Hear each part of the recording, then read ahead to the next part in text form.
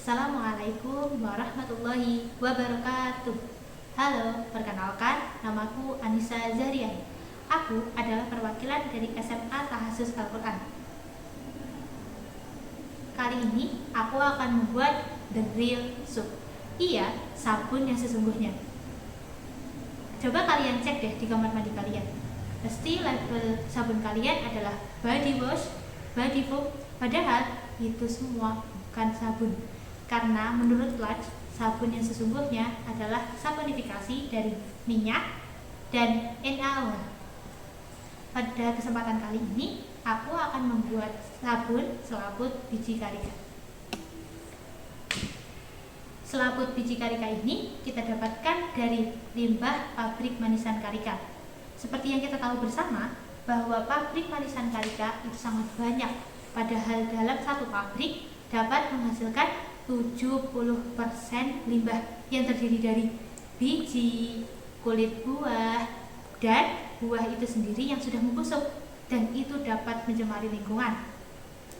Sabun ini juga ramah lingkungan karena tempat yang kita pakai adalah paper, di mana paper ini dengan mudah terurai sehingga tidak ada sampah dan free plastik. Sebelum memasuki proses pembuatan, aku akan mengenalkan kalian bahan-bahan yang kita pakai untuk membuat sabun batak.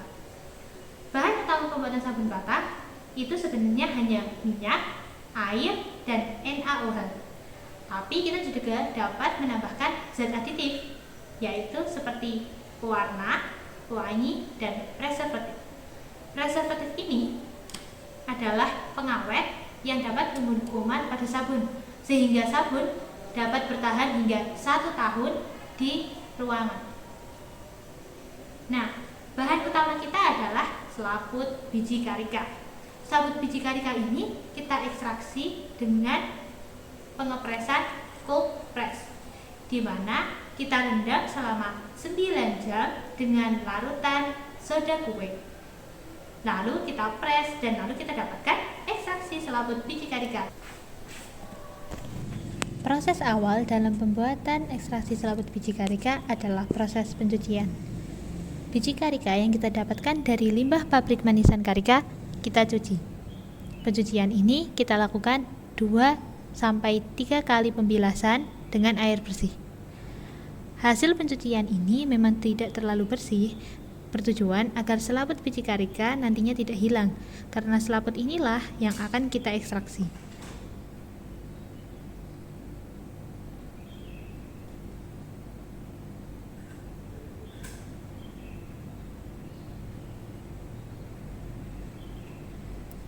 Tahap yang selanjutnya adalah tahap perendaman. Kita siapkan dahulu bahan-bahan yang akan kita pakai dalam proses perendaman ini.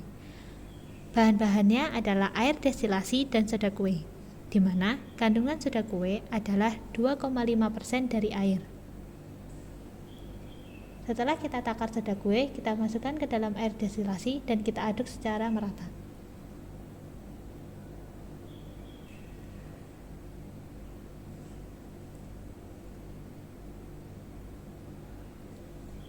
Larutan yang sudah kita buat tadi, kita campurkan ke dalam baskom yang berisi biji karika. Kita masukkan larutan sampai semua biji karika di dalam baskom terendam dengan sempurna.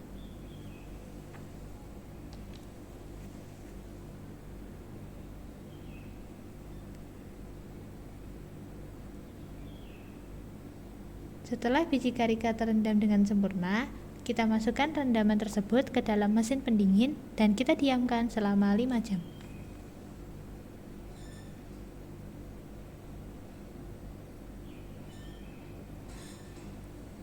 Setelah 5 jam didiamkan, rendaman sudah dapat kita ambil dari mesin pendingin dan kita lanjut ke tahap selanjutnya. Tahap selanjutnya adalah tahap yang paling penting, yaitu tahap pengepresan. Tahap pengepresan bertujuan untuk mendapatkan ekstraksi selaput biji karika yang telah kita rendam di mesin pendingin selama 5 jam.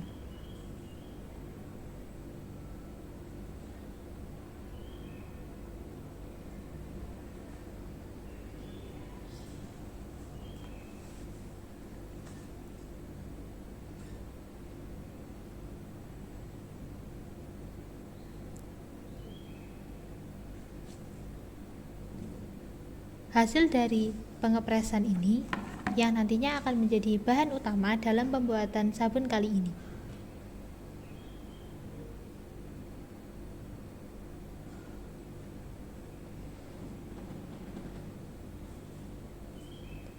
Setelah kita dapatkan ekstrak serabut biji kalika, kita masukkan ke tahap yang selanjutnya, yakni tahap sentrifugasi.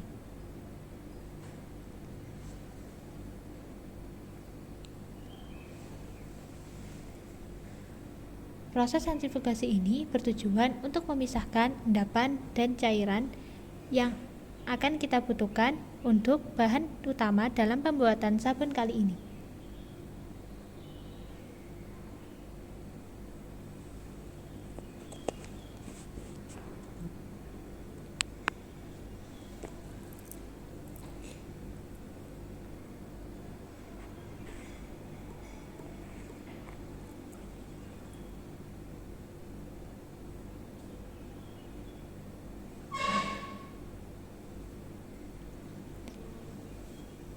Dalam proses sentrifugasi, kita membutuhkan kecepatan 4000 rpm dengan durasi 10 menit. Setelah 10 menit, maka akan terpisah dan dihasilkan antara endapan dan cairan.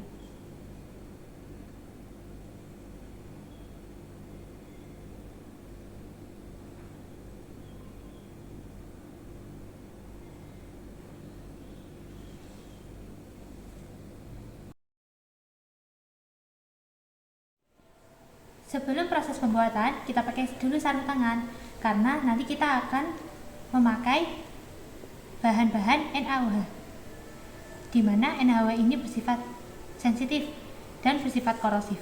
Jadi sangat berbahaya kalau tangan kita terkena NaOH. Untuk yang pertama, kita campurkan dulu air dan NaOH. Karena saat NaOH dicampur dengan air, maka suhunya akan naik menjadi tinggi dan sangat panas. Agar dapat dicampurkan dengan minyak, suhu yang kita gunakan maksimal perbedaannya adalah 10 derajat Celcius.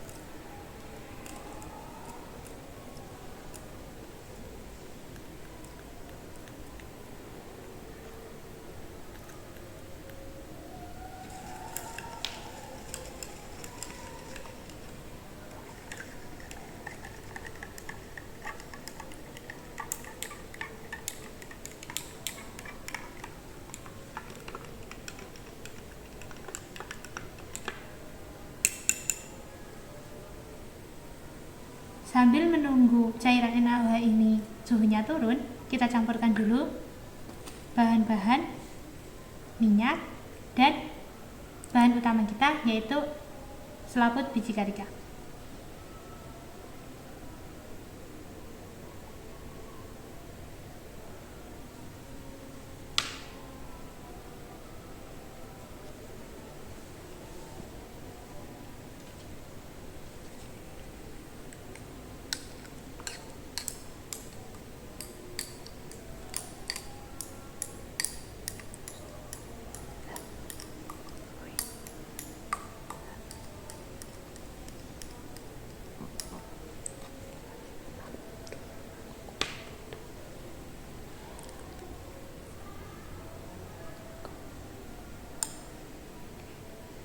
Yang putih adalah minyak kelapa dan yang kuning adalah minyak goreng yang biasa dipakai untuk memasak. Lalu kita campurkan juga ekstrak selaput biji karika.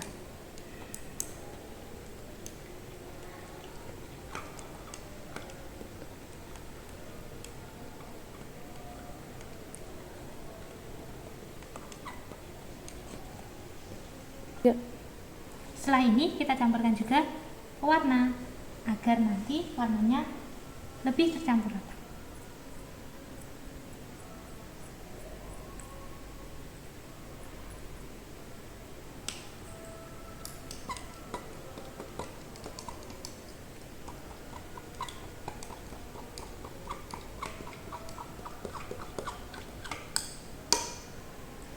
Setelah minyak dan pewarna sudah tercampur rata, Saatnya kita masukkan NaOH yang suhunya sudah sama dengan minyak.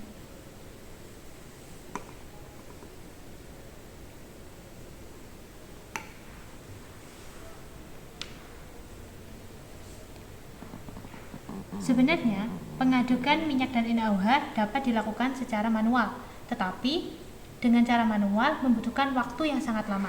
Untuk itu, aku akan menggunakan mixer.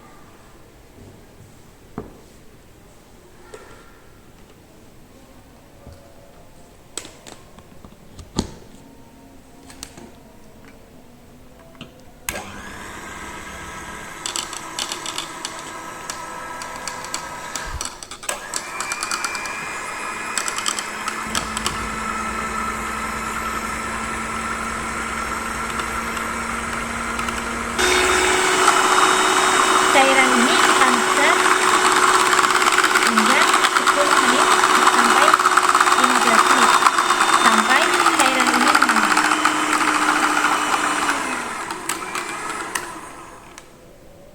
Saat sudah sedikit mengental,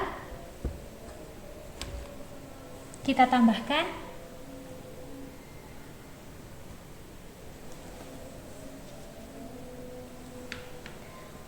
pewangi dan preservatif.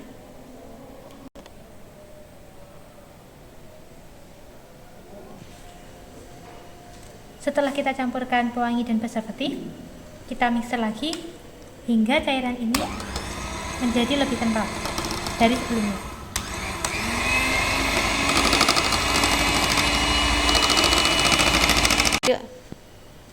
Saat sudah meninggalkan jejak jika kita towel, sekarang kita masukkan sabun ini ke dalam cetakan.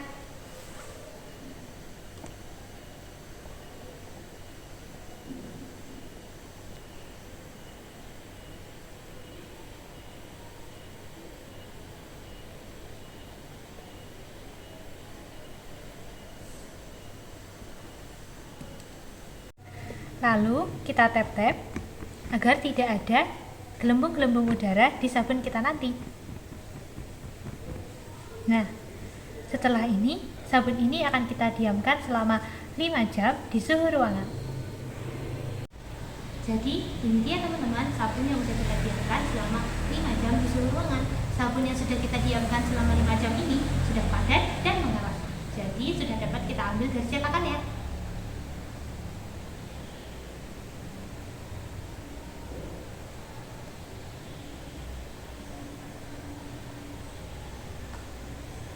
Sabun yang sudah kita diamkan selama 5 jam ini memang sudah padat dan mengeras, tapi akan menjadi lebih bagus dan lebih padat jika kita diamkan lebih lama, sekitar 1 minggu hingga 2 minggu di suhu ruangan.